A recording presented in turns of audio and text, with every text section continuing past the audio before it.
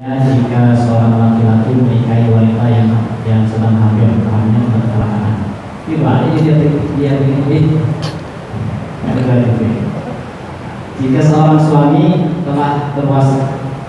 suami berwasiat kepada istrinya saat sakit sebelum nikah untuk tidak menikah lagi, lalu setelah suami meninggal istrinya menikah, apakah istrinya berdosa?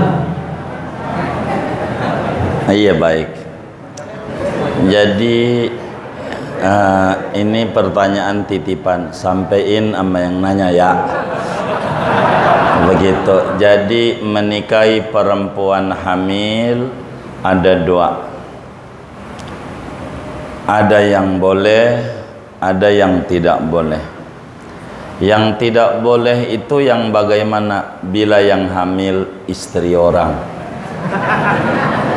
Bila yang hamil istri orang. Karena perempuan hamil kan umum, bisa saja perempuan hamil istri orang, bisa juga bukan istri orang.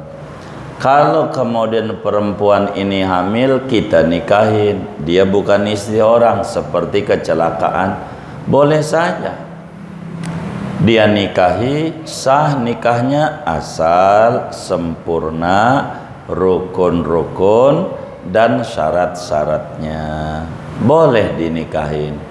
Lalu apakah boleh kita tiduri sudah nikah? Boleh juga. Masalahnya ngehamilin bukan kita cuma nolongin doang. Mau nolongin mau kagak, udah bini lo. Boleh ditidurin. Dijelaskan panjang oleh Imam Al-Hisni Ad-Dimashqi di dalam Kifayatul Akhyar, mengutip kalamnya daripada Ibnul Haddad, boleh saja ditidurin, enggak apa-apa.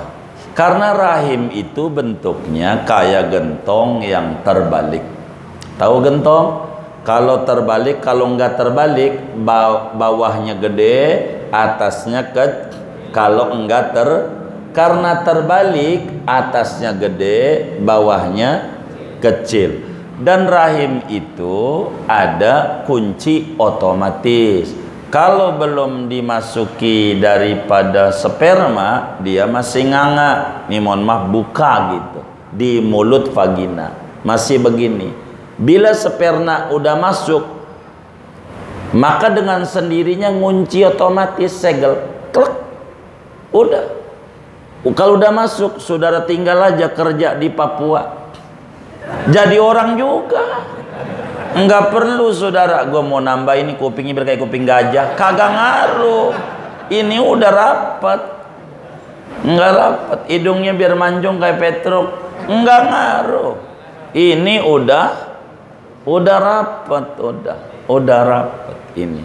Ala kulihal menikah. Lalu sesudah lahir, apakah perlu nikah lagi? Lah mau ngapa? Kan nikahnya udah sah.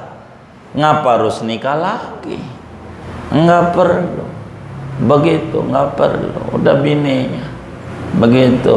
Tapi bagaimana kalau menikah lagi? Ya kalau mau sekalian nama palang pintunya. Jangan kagak panggil Ustaz Habib pimpinannya ini. Jangan yang lain. Kan dia berdua kali ya kan? Kemarin palang pintu, kan palang pintu. Kalau bisa 3 kali.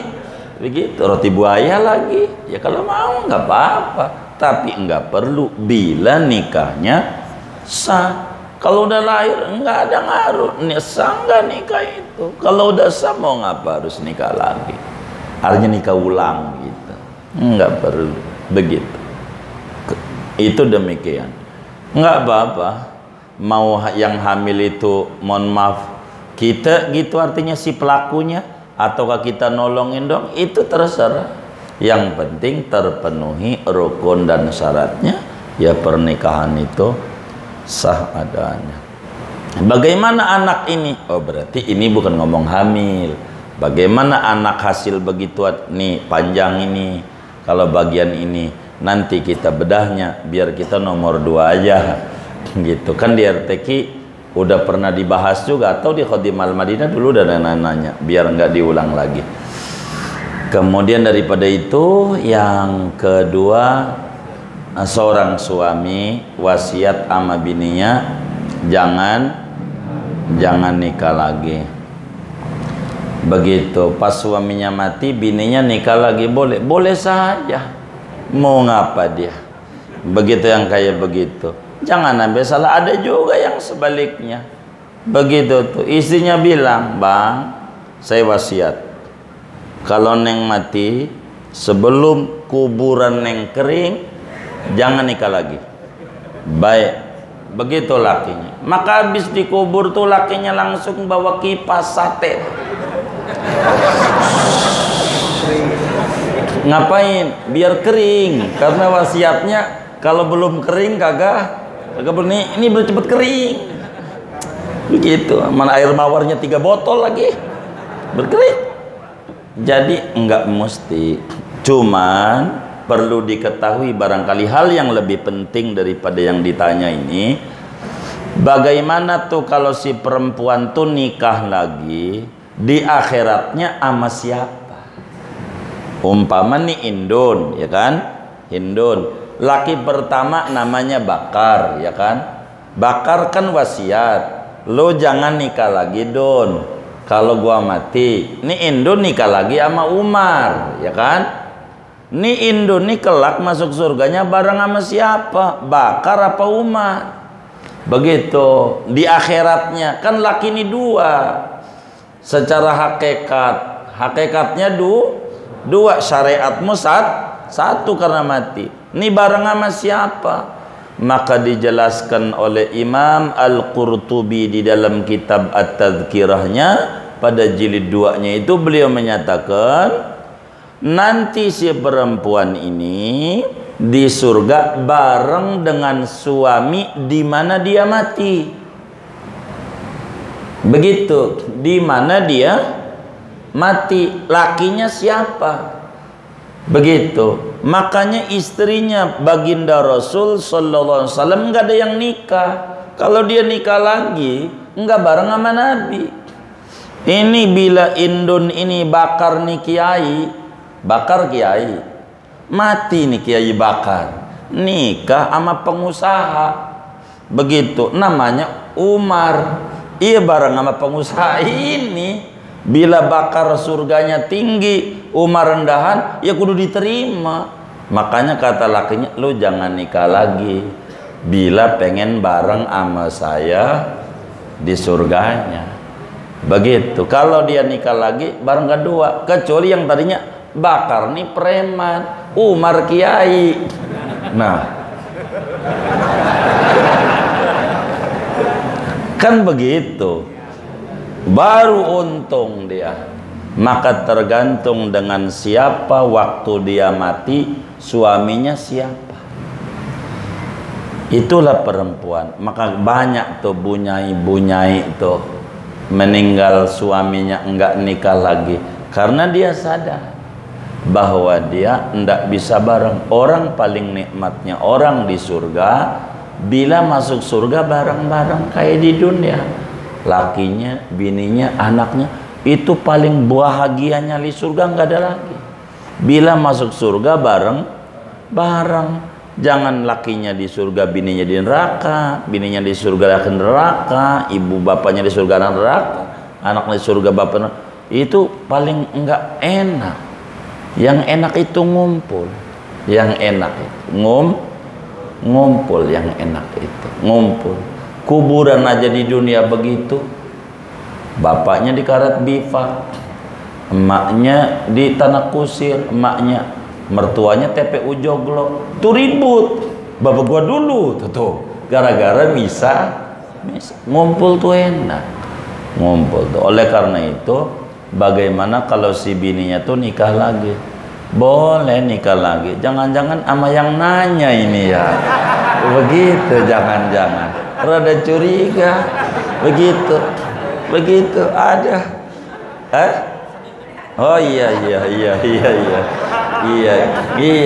Boleh tanya RT RW-nya sebelah mana itu. Begitu. Boleh dia nikah, nggak apa-apa. Itu wasiat tidak mesti dilaksanakan. Hanya kepengenan saja, tapi ditimbang saja tuh oleh perempuannya, ditimbang saja. Begitu. Kurang lebih demikian. Enggak apa-apa. Ada seorang ulama, saya tidak sebut nama ulamanya, ini ulama besar di Betawi. Seminggu sebelum wafat beliau bilang kepada istrinya. Istrinya ini waktu itu tinggal dua. Yang satu, yang keduanya wafat. Jadi tinggal dua. Dibilang seminggu sebelum wafat, kira-kira malam Sabtu, dibilangin sama istrinya, dia bilang, "Neng, kayaknya enggak lama lagi Buya ini meninggal dunia." Enggak bilang seminggu lagi, bilangnya enggak lama lagi. Namun Buya mau sampaikan seperti apa yang pertanyaan ini. Kalau mau nikah, monggo, masih muda masalahnya kamu ini, silakan kalau mau nikah, tapi nantinya enggak bareng sama Buya masuk surganya kalau nikah lagi. Karena kalau nikah lagi bakal masuk surganya sama suami kamu yang dimana kamu wafat. Kalau kamu enggak nikah lagi juga monggo. Jadi Buya cuma menyampaikan Buya tidak lama lagi meninggal, silakan mau nikah lagi dan silakan tidak menikah lagi. Andai menikah lagi, Buya tidak halangi, hanya menyampaikan apa yang ada dari agama, ndak bareng sama Buya. Begitu. Seminggu lagi dari malam Sabtu, kemudian suaminya hari Minggu kira-kira jam 9 meninggal dunia. Dari malam Sabtu seminggu, dan sampai sekarang istrinya beliau ini tidak menikah. Sampai sekarang tidak menikah. Karena memang begitu. Jadi harus bijak. Harus bijak. Jadi kalau saudara-saudara jangan seperti yang dalam pertanyaan pakai wasiat-wasiat, bilangin aja. Bilangin begitu juga kalau tersiratnya wasiat juga itu. Begitu kalau tersiratmu dalam, tapi kalau ini kan terang-terangan. Tapi enggak apa-apa. Begitu, kurang lebih begitu. Yang terpenting alamatnya di mana. Begitu. Udah mau nyatet aja ini. Wallahu a'lam bishawab. Dua saja.